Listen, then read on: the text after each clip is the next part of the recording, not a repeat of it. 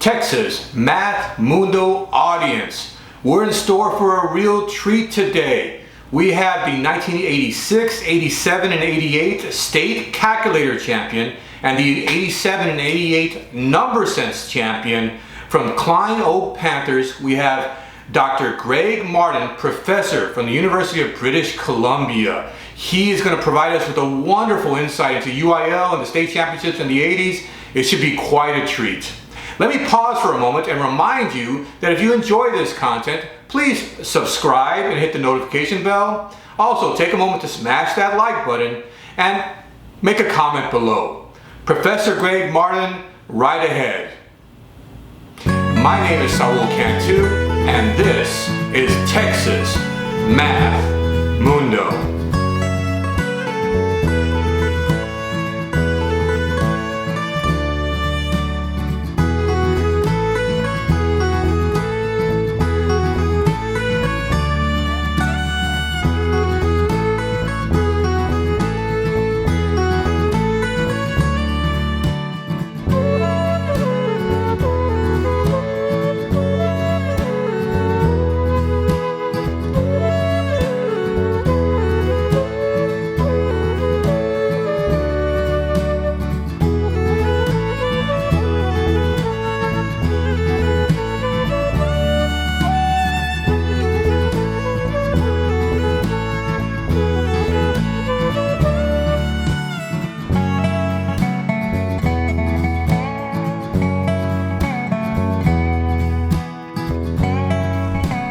Texas Math Mundo audience, do we have a treat for us today?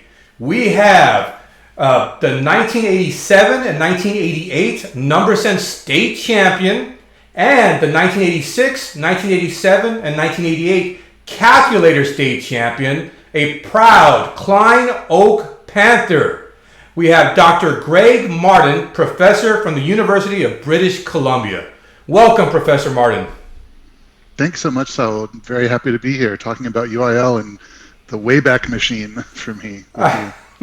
You know, I can't begin to tell you how happy I am to have you. You know, state champion, 5-time state champion from the 1980s.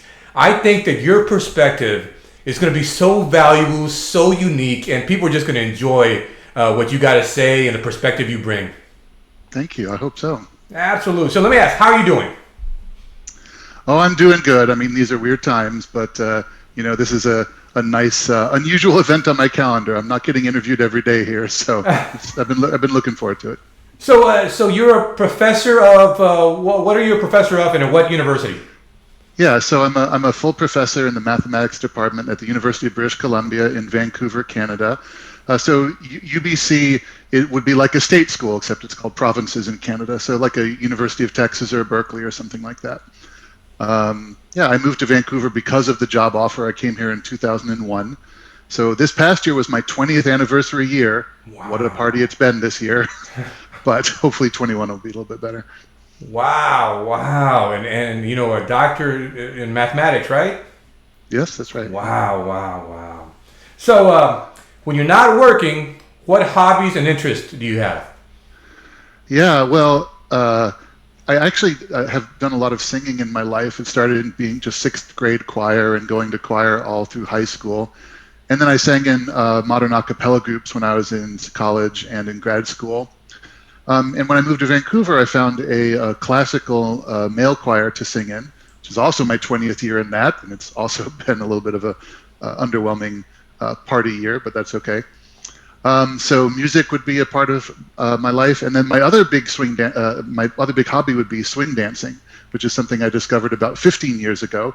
It's a partner dance that kind of comes out of the big band era. It's part of the Harlem Renaissance that grew up in that period of incredible art and culture and intellectual thought from the African American community in New York in the 20s and 30s, and it's kind of had a revival in the last 30 years or so.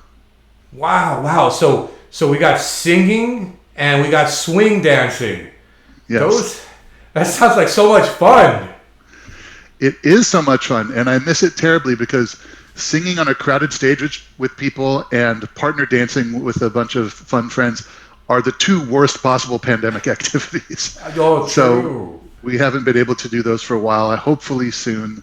We're a couple of months behind the U.S. in terms of vaccination rates, but we're all just trying to say, just make it a little bit longer. Dance again, sing again. So yeah, again, hopefully soon. Give you something to look forward to when it's time. Definitely looking forward to it. Yeah. Wow, those are fascinating fascinating hobbies, man. Very fascinating. Wow. It's fun. Yeah, I've always just liked trying to be a well-rounded person and so on, and just have lots of interests. There's so much interesting stuff in life. So, yeah. Absolutely. So, 5-time state champion from the 1980s. So I'm going to ask you a bit about your past. Sure. Just to see what molded you and stuff. Where are you from, born and raised? Yeah, so I actually was born in Houston, and first, up until when I was 4, I actually lived in the Bel Air area, which I understand is pretty close to where you are. Yeah. And then we moved out to the exurbs, moved out to Spring, and almost up near the Woodlands. And so I did all of my schooling, I think, in the Klein school district up until when I was 18 and went off to college. Really? So you went to Klein Oak? That's right. The Panthers. The Panthers. Do you know when Klein Oak was established? I do actually. So it was opened in 1982, because that was the year I started 7th grade. And I actually was taking math classes a little bit ahead of my age then. So I started going to Hildebrandt that year. I think that's the year we moved houses. And so I would walk across the fields between Hildebrandt and Klein Oak to take one class a day there, my math class, and then kind of wander back. So that was the first year it opened in 82, 83, and it only had 9th and 10th graders. And then the next year, obviously, I had 3 classes. And then when I was an actual freshman and was taking all my classes there starting in 1984, that was the first year that they had all 4 years in the building at once. And so it was like okay, we're really going full speed now. So it was brand new. It was gleaming building and everything like that. Wow. That's interesting. When did you realize that you had a talent for mathematics? So I'm told that when I was really young, that my parents knew that there was something going on. I would enjoy doing mental arithmetic just as a way of making conversation or whatever. Go around the room and ask people to give me numbers, and I'd add or multiply them in my head or something. And so I think they knew before I did. And of course, when I started going to school, and they would try to put me in classes that would be best suited for what I was doing, I would be going, a couple of grades above level and so on. So, yeah. So it was just something that I obviously enjoyed and was good at, and they reinforce each other. Wow. And Klein ISD really catered to your needs and helped you develop. I think so, yeah. I mean, I think this probably took a lot of conversations over the years between my parents and the school, the teachers, and so on. But yeah, I was consistently, taking it at a higher grade because that seemed to be the best way for me to learn.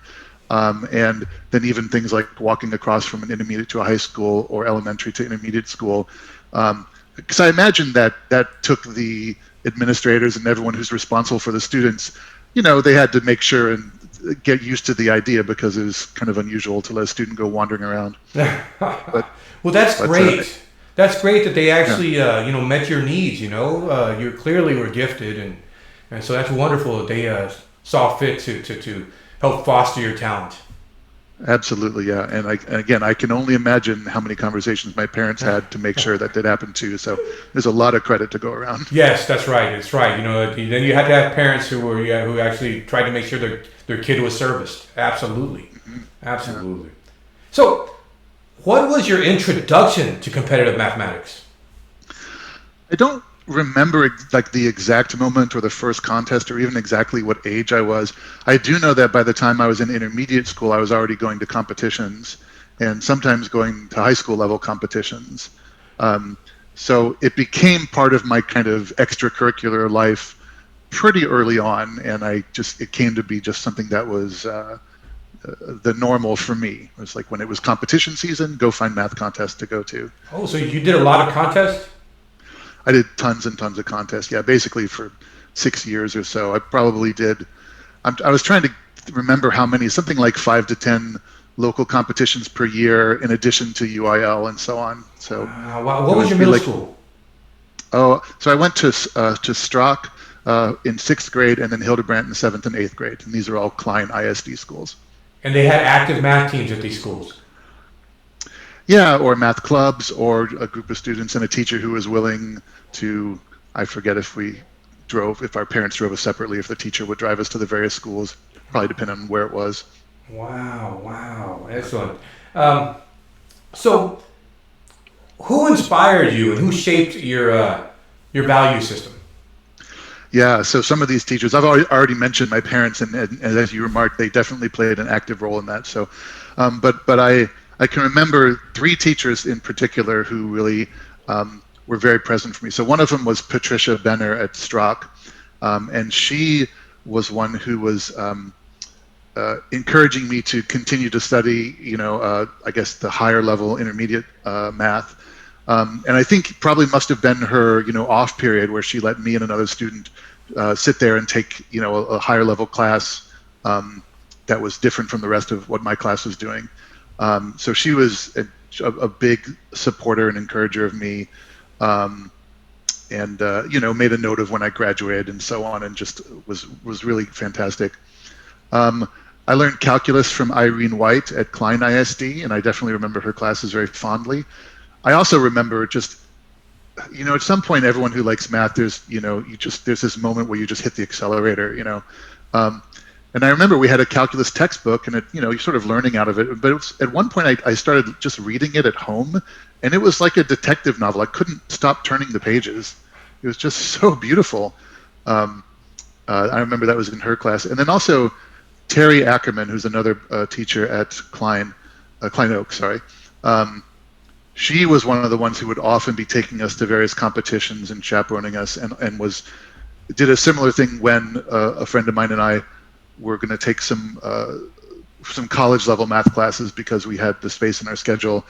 She was the one who arranged her schedule to allow us to do that, again, probably in her off period. Okay. Wow. So Patricia, Irene, and Terry? That's right. Yeah. Wow, that's great. I hope this this shout out gets to them, because I love that, when we can credit those that took the time to help us.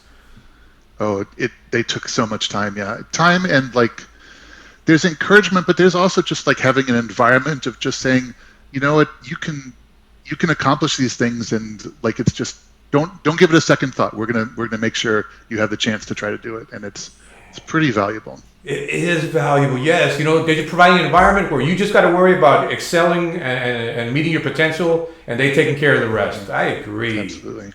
Awesome. So I do want to talk about UIL, the 1980s, and Klein Oak. Yeah. What was Klein Oak High School like in the 1980s? Was it like the Breakfast Club? I don't know. I don't think there was Molly Ringwald running around the halls of the school.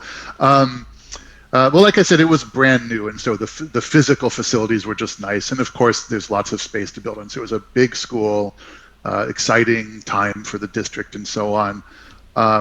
Right across the fields from Hildebrandt, as I said. So when I transitioned from 8th to 9th grade, and we live very close by. I could have walked to school from where we lived at the time.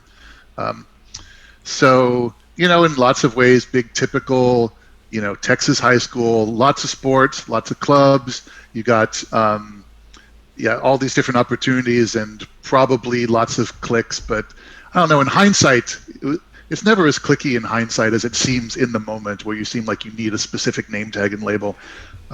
Yeah. I actually remember my 10-year reunion, just showing up and talking to all these people. I'm like, oh man, you're a really interesting person.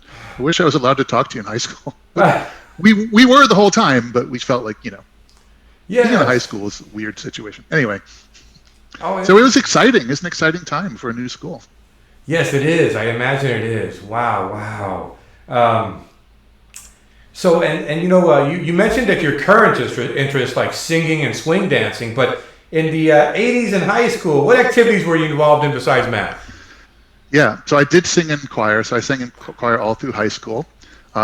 Also just had a wonderful choir director, Dennis Boyder, who I give a shout out to him. Extremely encouraging person and welcoming person. even though he didn't directly coach me in math, but a lot of us students, still kept in touch with him for years after high school. I also played football for 5 years, 8th to 12th grades. I ran track for 2 years as well. Then at some point it was a bit much to do all this stuff, but yeah, I mean, I was okay at football. I came into my growth a little bit early, so I was a little more than okay at first, and then people who worked harder and were more athletic kind of caught up. But it was an enjoyable thing to do even through 12th grade, and just team sports is a really wonderful thing. I find that every time I move to a different city in my life, team sports is usually the first way I find to meet new people with shared interests. And so I'm really glad that, I did Little League too and so on. So that's something that I think I've been really happy that I had that experience in my childhood because of how valuable it is later in my life. Wow. Yeah. So tell me, what positions did you play? I started at tight end and then moved to like slot back or wide receiver or whatever. Yeah, so I tended to run fast and then hope that good things might happen as a result. Hey, and one other question about that. Tell me you're an Oilers fan. Oh, love you, Blue! Come on. Yes. With the worst team song in history, but it was so bad it was awesome. Yeah, I was growing up right at the end of Earl Campbell's career, and then caught Warren Moon and all these people like this, and yeah, so. You can't help it. You're born into it. You're born into it. You can't help born into it.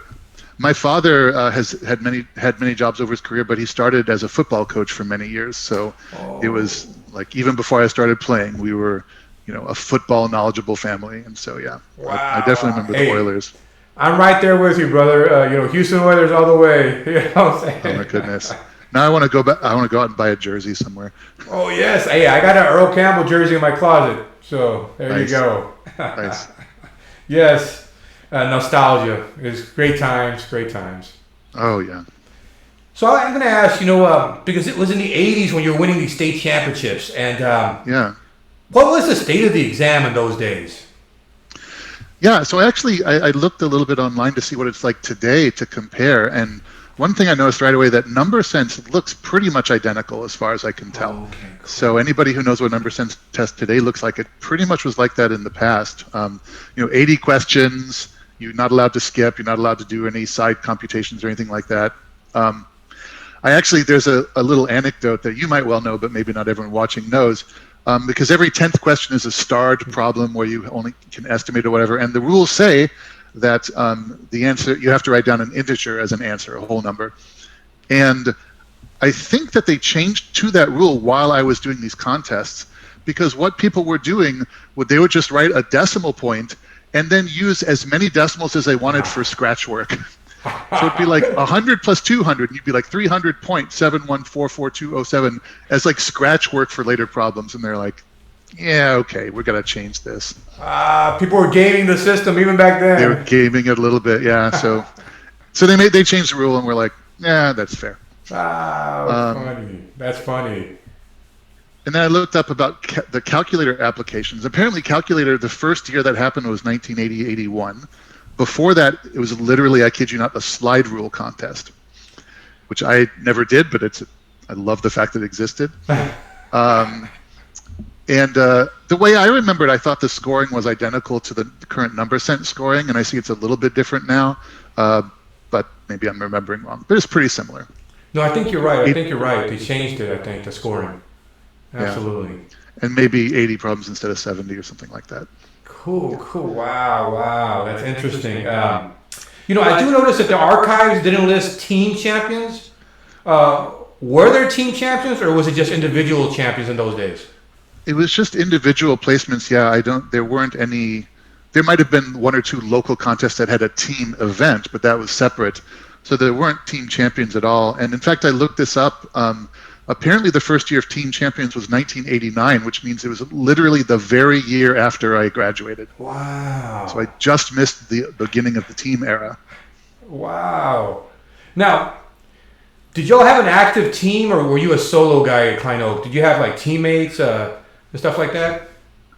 We had, when we went to contests, it would vary a little bit, but we had a nice little core of several students that would like to go to them. Two friends I definitely remember. We were a little trio that went to a lot of these contests together. Were Michael Piper and Arthur Brady, and they were both 2 years ahead of me. But because I was sometimes competing in the high school contest when I was in the intermediate, I got to meet up with them in these circumstances as well. I think they had a group of friends that wasn't necessarily exactly math focused, but were like good honor student companions and so on. And so I definitely remember almost all the time I wouldn't be the only Panther at one of these contests. It would be some other people hanging around, and we'd all, you take the test, you compare. It's like, oh, that was really hard. How'd you do? Yeah, that was terrible, and I'll try better. It's great to have your teammates. It's great to have a coach, somebody you can discuss the problems with and get excited about it with. Mm-hmm. Absolutely. Yeah. And there's that live atmosphere like between the events, because these events are like 25 minutes, right? It's really fast, and you might take 6 of them a day and only have one little break. And it's like going to a big gymnastics meet, right? I mean, I don't know. Simone Biles is all in the news these days. Basically, one of the best athletes in the history of athletics, as far as I can tell. So, but there's this excitement, right? Yeah. The UIL stuff as well. Absolutely. So, how did you become a state champion? What were your study habits? To me, I don't remember doing a lot of really explicit studying. There was 1 2-month period where Michael Piper and I drilled number sense contests for like 2 months. And I definitely remember like gaining something from that. I think a lot of it was just the sheer number of contests that I went to. At some point, you just do this a whole lot and enjoy it, and you're going to improve. So, for the most part, I don't remember having a plan, but it's something that was definitely in my mind a lot. Wow. Yeah. To become number 1 in the state, that's pretty incredible. 5 times, by the way. So that's really incredible, man. That's really incredible. Thanks. So here's the question I'm very curious about. Because which calculator did you use in those days? What were the popular calculators? Yeah, so I had to start looking this stuff up. I'm doing Google images to try to see what tweaked my memory or whatever. So here's my best guess. Please don't quote me on this. Sure. But I think I started out using TI calculators like TI-35, TI-56. These were definitely not graphing calculators yet. Those didn't exist. And I'm not sure they were programmable either, but it was probably right around the time that those were becoming more available. At some point, I switched to an HP calculator. I think it was an HP 16C. And I actually have a little story about that if you want to hear it. Yes, I want to hear it. This is gold. Okay, so I was actually at a competition, and I want to say it was like a regional UIL competition. It's definitely sort of away from home. I think I was like staying in a hotel, so I want to say regional. And I brought my TI calculator, and like the battery ran out or something. It broke, and of course, you're young, you don't think of having a bunch of spare batteries, whatever. So this was the day before this calculator competition, and my calculator wasn't working. And I don't remember who had it, whether it was one of my friends I mentioned or whatever, but they said, well, here, you can use this calculator, and they hand me the HP. And I'm like, great. Well, again, for some of the viewers who don't know, the HP calculator uses reverse Polish notation. So all of the operations are after the numbers instead of 3 plus 4, 3, 4 plus. And that's not the same. So I stayed up very, very late the night before trying to figure out how to use this reverse Polish notation calculator that was my only option that I could do. And probably didn't get enough sleep as a result. And now, please don't trust an old man's memory. But the way I remember it, I ended up winning the next day. So really? I believe it. Yeah. Even if it's like based on true events, if they make the movie, that's how they'll write it, even if it was not true. But yeah, it was a little frantic, but at some point the adrenaline just kicks in and you're young and just like, all right, here's what we're going to do. Well, I like the story. It makes for good drama too. There you go. Yeah. Hey, I also have a question. Were these calculators expensive, and were there a lot of functionality? There's I actually looked at the photos when I was looking this up. So there's a lot of functionality. They had the, trig, inverse trig, the hyperbolic trig and stuff. Like I said, I think they might have even been technically programmable by the end. A testament to the support of my parents that when you ask were they expensive, I kind of don't know. They made it work. So yeah, you don't bother yourself with that. You just go win some competitions.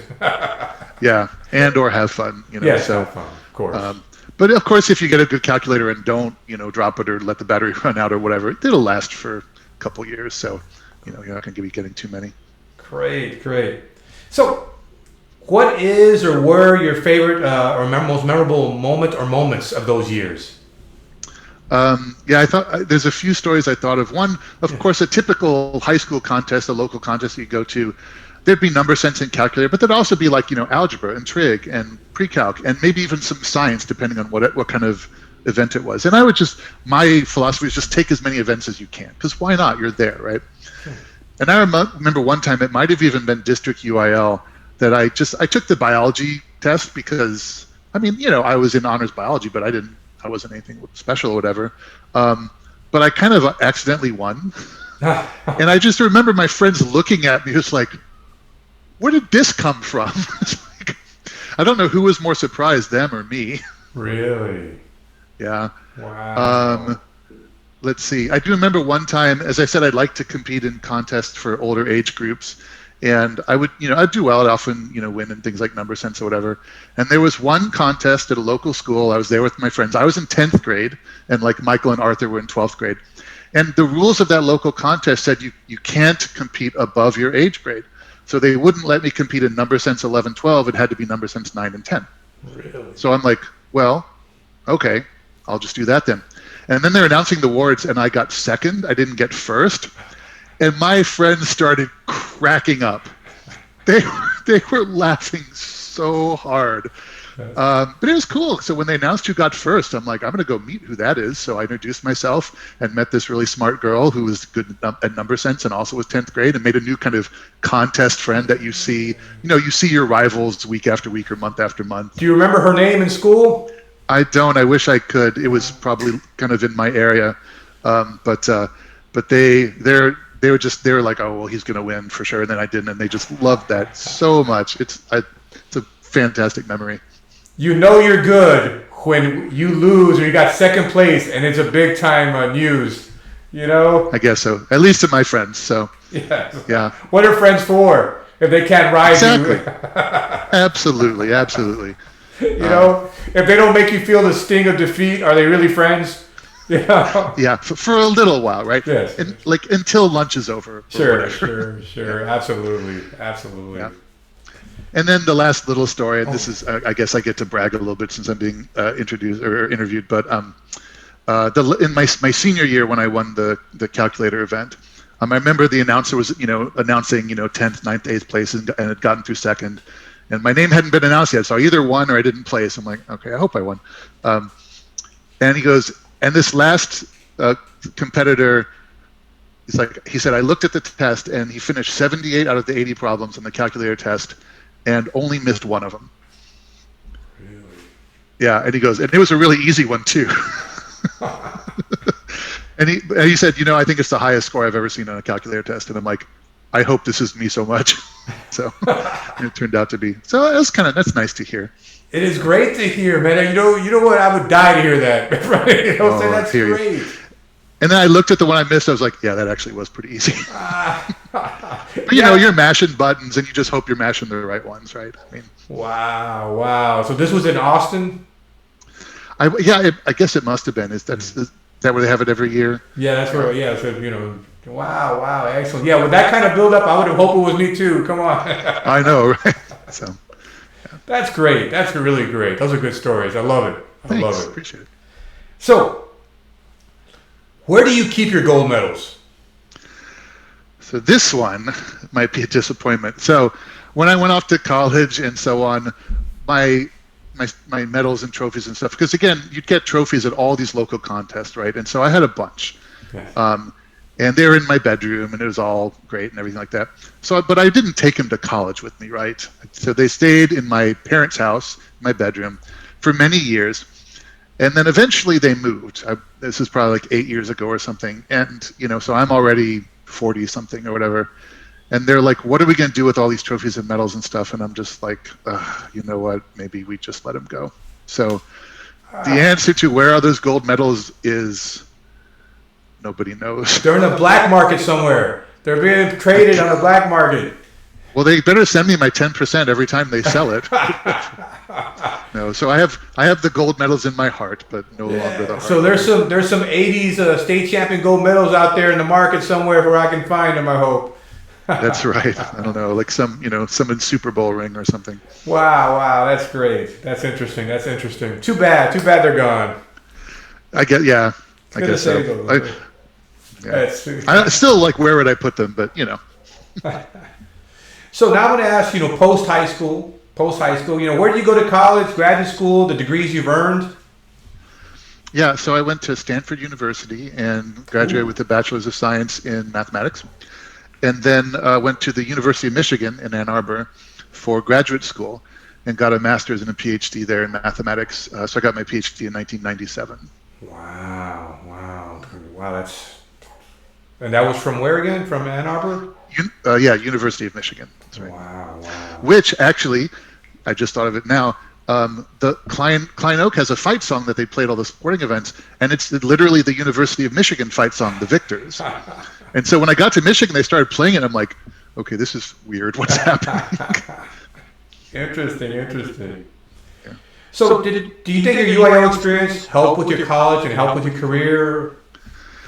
I think indirectly. So, like, what do I mean by that? So the UIL and contest experience also introduced me to the opportunity of taking the American High School Math exam, the AHSME, which I guess is now the AMC 10 and 12. Yeah, that's right. And then that got me the opportunity to try to take the American Invitational Math exam a couple of years.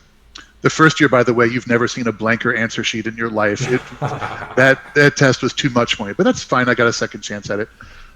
And then, so the AME kind of got me towards the type of problem-solving proof-based mathematics that would be similar to the Putnam exam in college that I got to take as well. And that's the stage where I think this really starts to impact like math education and eventually math research as well. Because, well, first of all, proof writing is mathematics, right? There's, like, using mathematics is a great thing to do, but then there's doing mathematics, and that's really proofs and arguing more generally. So that's something that is often a really tough transition for students, but the contest kind of helped smooth it out for me. And then just the lateral thinking and problem solving, I think really helps with any kind of intellectual endeavor we go into. And B, it's just fun. I mean, on our best days, doing math is just like solving puzzles all day long, right?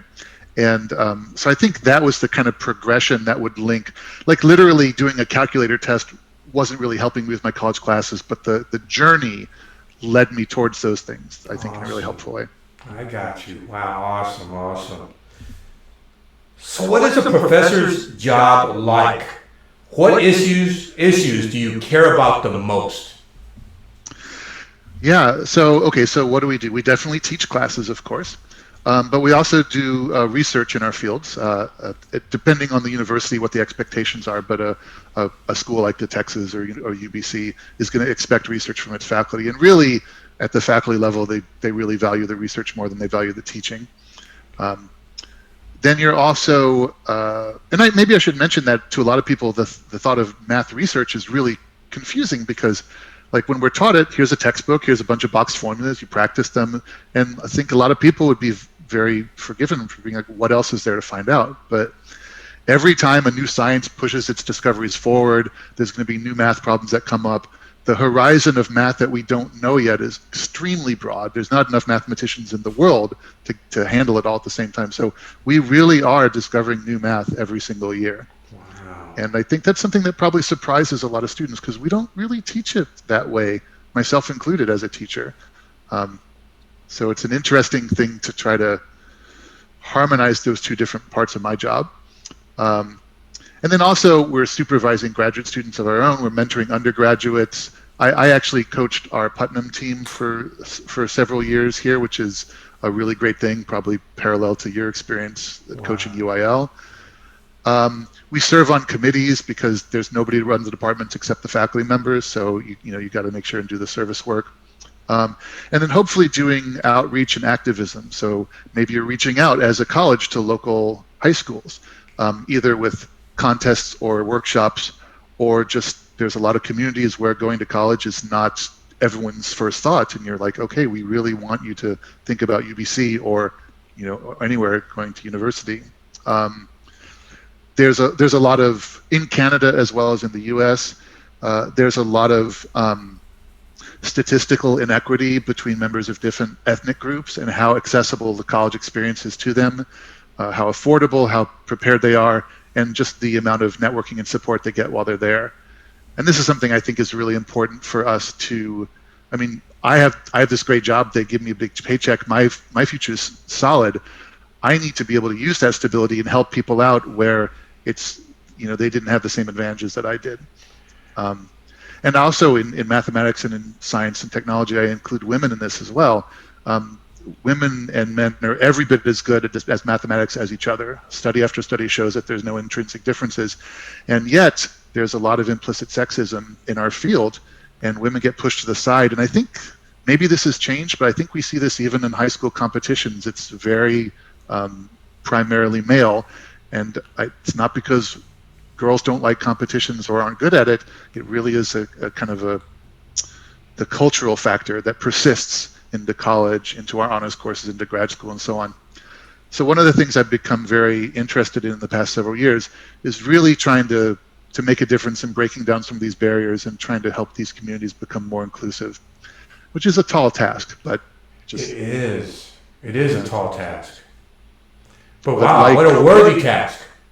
I sure think so. I mean, there's all these people who would be doing such amazing things in our field if we didn't subtly encourage them to go do other things. So, it's good for math as well as good for them and good for me if we just get everybody in who wants to be in. Oh, absolutely. And, even with my my YouTube channel, only recently was I able to get a couple of female interviewees. So I was so happy. Because, that's a very important perspective to have. Absolutely. And in addition to the kind of artificial perspective of perhaps feeling in the minority when there's not really any good reason for that, I think it's just so refreshing to see that pair of very recent champions, right? So the other end of the spectrum from my experience, and just definitely gives me hope that hopefully these inequalities are hopefully getting less and less, which is absolutely what we want. What a fascinating job you have, and the ability to be in a position to make an impact on that front. Just to be in a position to start to make an impact. That's incredible. For sure, yeah. And I think another thing you and I probably agree about is, we want to teach math and we want people to be good at math and be good students and this kind of thing.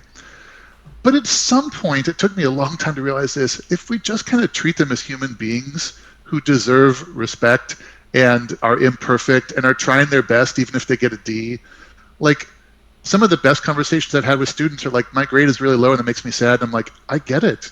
You want to do better, but you also have 15 things that you're doing, so don't beat yourself up too much, Yeah. Sometimes I think that's even more valuable than saying, are you sure you know how to complete the square in a quadratic equation, Yeah, absolutely, exactly. Wow. That's incredible, man. But we keep on fighting the good fight. Keep on trying to promote diversity. Absolutely, yeah, and it's just slow and steady, one step at a time. It's like doing anything, start trying. Great, Dr. Martin. I really enjoyed that perspective. I really enjoyed hearing about the diversity issues and how you want to attack them. That's really very fascinating to me. Good stuff. Thank you. So, do you ever return to Houston, Klein Oak, or is that part of your distant past? So I do come back. I mean, pandemic is pandemic, but in normal years. So my mother still lives in Spring in the Klein School District. Okay. Both my brothers now live there as well. They're all close to each other. I've got a sister-in-law. I've got a niece. So I come back every Christmas. Missed last Christmas. Who knows why? And then often for some other reason as well. I was trying to remember the last time I actually went into the Klein Oak building. I think it's been a long, long time. We live so close to it that we'll drive by it a lot on the way. But apparently they've put a new wing on and so on. My niece just graduated from 8th grade and will be going to Klein Oak in the fall. And so that's like, a second generation of that school, which, for Klein Oak, again, it's a new enough school that only started kind of recently.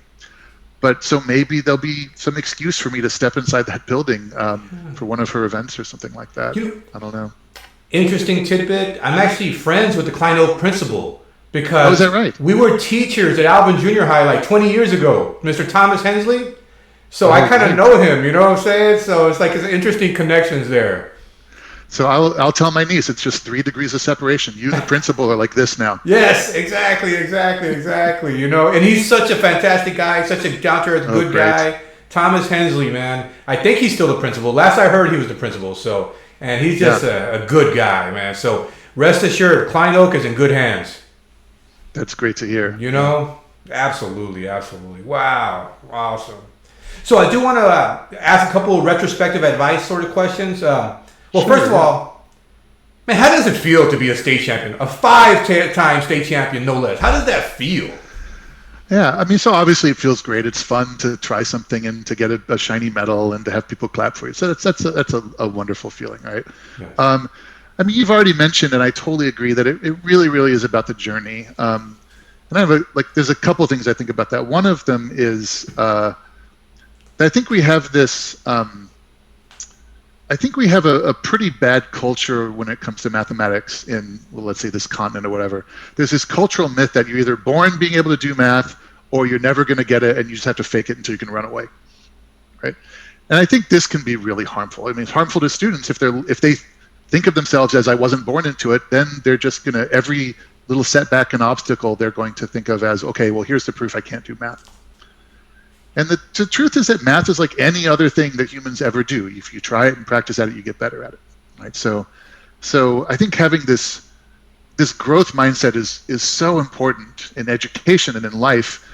And I would like to think that I would have enjoyed the journey as much if I hadn't been state champion, right? Yeah. I hope that I had enough of that to be like, you know what, I'm trying my best at something I enjoy that is valuable to me, and it's just fun to do. And in fact, there's a parallel to that when I was in, playing football, for example. I was never great at football, but I really liked it, so I kept doing it, and that's fine. And when I was in choir, I would try to do, there was a UIL for choir competitions as well.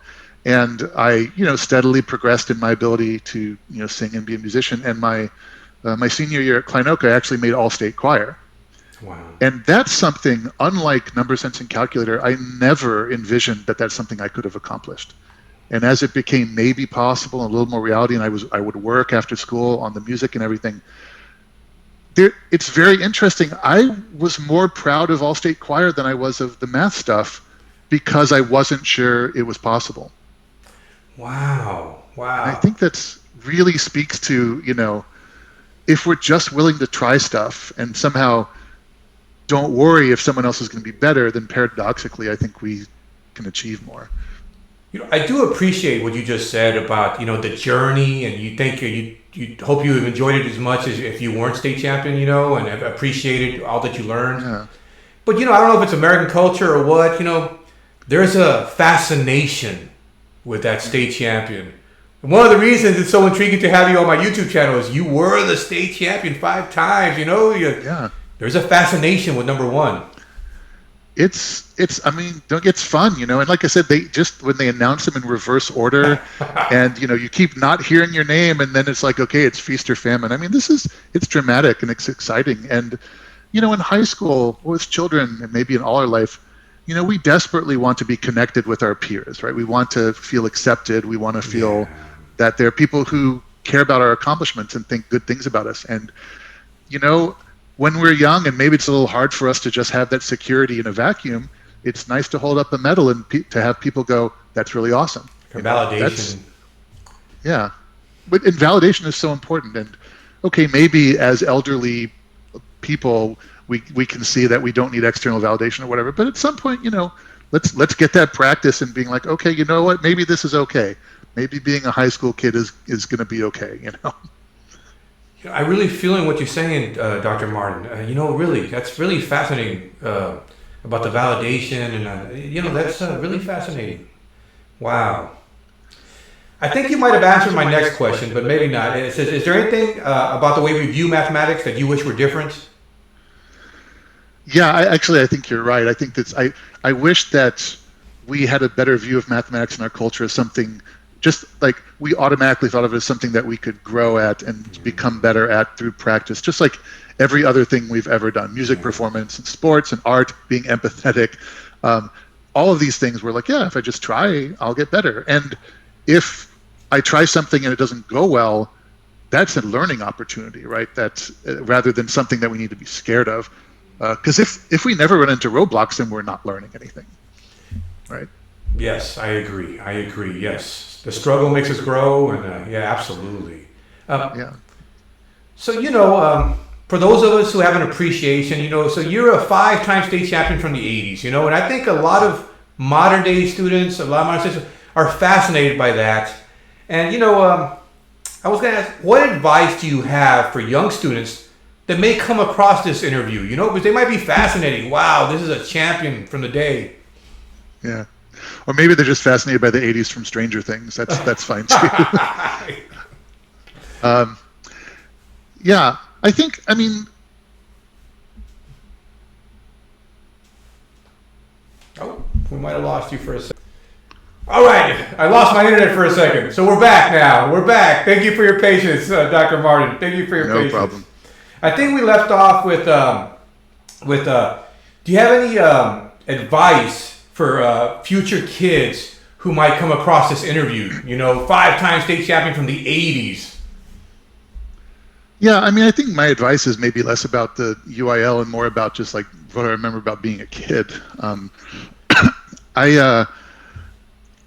of the things I just remember is just feeling so often like there's always people, like everyone was always judging me, comparing me to other people, that somehow I needed to earn my place to fit in, right? And then it was I felt like it's this very tenuous kind of way to go through like life as a kid. Really? And just, yeah, and with the benefit of hindsight, I'm just like, I'm not the center of the universe. None of us are the center of the universe. Everybody out there that I might have been worried if they were like judging me, they're just worried about themselves. Right? That's, they're thinking about their own role in the ecosystem or whatever. And I think that to me, that often ties in with like pressure to be perfect, to get straight A's, to be state champion, or to do, and we've talked about how wonderful it is to achieve these things, but when it becomes something that is like a make or break to the way we feel about ourselves, then I think it should be, let's try to take some of the pressure off ourselves. So I guess that would be the advice is, let's be aspirational. Let's try great things. Let's hope that we can accomplish amazing things. But also, let's just realize that we don't need to earn anyone's like approval, and we don't to be a worthy kid or a worthy person who fits in, and there are people around who like us, and then maybe some who don't, whatever. But there's a lot less pressure on that than I think we feel, and that's something that I wish I had understood better when I was young. What incredible advice! What incredible advice! I agree. It is more a reflection of themselves when they're critical of you. You know what I'm saying? That's really great advice, man, because you got to love yourself, man. You got to love yourself. Totally true. Yeah. And just as we talked about how much we enjoy validation, and just as much we don't like when other people are critical of us. Like it's not fun, yeah. But ultimately it doesn't affect whether we're good enough or not. We just are good enough. And I think that's tough for kids to know, especially kids who are high achievers and are hoping for these great things. It's really beautiful and difficult balance between I want to be the best I can be, and no matter how much I succeed or don't succeed, it's really okay. You are enough. You are enough, 100%. Wow, and that's coming from a state champion. See, that carries weight. When you say something like that, it just carries weight, man. It's just so 5-time state champion. That's great advice. I really appreciate you saying that for my audience, man. That's awesome. Thanks for asking. All right. So, what does the future hold for Dr. Greg Martin, professor at the University of British Columbia? Yeah, well, I hope the future holds that I can hug my friends again. This has been such a hard year. I miss all these social contacts. I miss singing in my choir. I miss swing dancing. I miss being able to hang out with my friend and give them hugs. And it's going to happen, but I can't wait. Job-wise, I mean, being a full professor means that there's no more promotions you have to go for. It's a pretty stable career existence, which is nice. So, yeah, I've got research papers I'm working on, projects with students, and various mentoring and outreach and so on that I want to be able to do. To be honest, I'm not that far from retirement, right? I mean, I'm in my 50s now, and so like, what does the future hold for me? That's one of the things it holds for me at some point, and so let's squeeze every bit of enjoyment and satisfaction and value out of the job between now and then, for sure. Absolutely. Yeah. Wow, I can only imagine the admiration that many of your students look at you with when you're up there as a professor at the university. I think, with your maturity and your outlook and your, the kindness I've observed here, I really think that you could have such a powerful impact on these kids. Thank you. I mean, I really hope so. I think as I've gotten older and more experienced, I've realized that, like we said before, just treating them like human beings it's almost more important than teaching them math. Well, let's just do both. But yeah, if they go away from my class and are like, you know what, I feel like I've got a shot at this college stuff or whatever, or I feel like that professor hoped I did well. That's a lot, right? I think my teacher wants me to do well. I could live with that. I could live with a student saying that, Wow. Oh, wow. That's great. That's great, Professor Martin. Any parting words or final thoughts as we conclude this interview? I would say to the students or to anyone who's watching, go try a bunch of stuff. Try stuff that you're interested in. Try stuff that you don't know if you're going to be interested in. And then if it doesn't call to you, then you don't have to keep it up. But I've really, my life is so much richer because of all the different things I've tried along the way. Not just math and school, but also sports and singing and dancing and trying stuff with friends. And I wish I had been more comfortable putting myself in uncomfortable situations when I was growing up. I think I instinctively felt the need to kind of have things under control, but I think it's better to just stretch our comfort zone and see what happens. It's tough to do sometimes. So I would tell people to try a bunch of stuff, and I would tell people to put their energy into things that they really want to do. Like when they're choosing a college major, don't choose what you think is the best job opportunity. Don't choose what you think your teachers or your parents want you to do, whatever. Try stuff, but then just figure out what you have the energy for and go do that kind of stuff. We don't always know at first. Maybe we change our mind, but I think even when we're 15 years old, life is kind of too short to be living for someone else. Yeah. So try stuff, be uncomfortable, fail a bunch of times. Who cares? Then try something else or get better. And then once you figure out, I want to put my energy into this, then go for it. Because, wow, that can be really rewarding. What incredible perspective and final thoughts, Dr. Greg Martin. I think that's true. Try things, and that's a beautiful perspective. I've really enjoyed this conversation. I really love the perspective you bring, and especially from the standpoint of a 5-time state champion from the 1980s. I think, I just think you've shared such a wonderful perspective, and I think it's really golden, and I really appreciate you, Professor Martin. I really do. And let me extend an invitation. You ever come down to Houston, and you say you do come, I hope you give me a call, man. Let's go have a taco, man. Let's go have a taco. Let me treat you. No way I'm turning down an invitation like that. Yeah. Awesome. So thank you. And thank you for this conversation as well. And just, to people kind of reflecting, what we feel like is important in ourselves and other people. And I've enjoyed talking to you too. So thank you for taking the time. I will say this, because of the distance from your 80s and the 5 thing, I think your viewpoint is so much mature and thoughtful and really insightful and so powerful. So again, I can't thank you enough. Absolutely, my pleasure. Yeah, thanks for taking the time. Take care, Professor Martin. Take care. Farewell. You too. All right. Wow, what a fascinating perspective. 5-time state champion from the 1980s, Dr. Greg Martin, professor at the University of British Columbia. What a fascinating perspective, a mature perspective, full of wisdom. and insights. That was just so enjoyable. I hope you enjoyed it too. Let me take a moment and tell you, if you do enjoy this sort of content, please take a moment and hit the subscribe button and the notification bell, smash that like button, and leave a comment below. I really appreciate you, and I have much more in store for this channel. Thank you very much. My name is Saul Cantu, and this is Texas Math Mundo.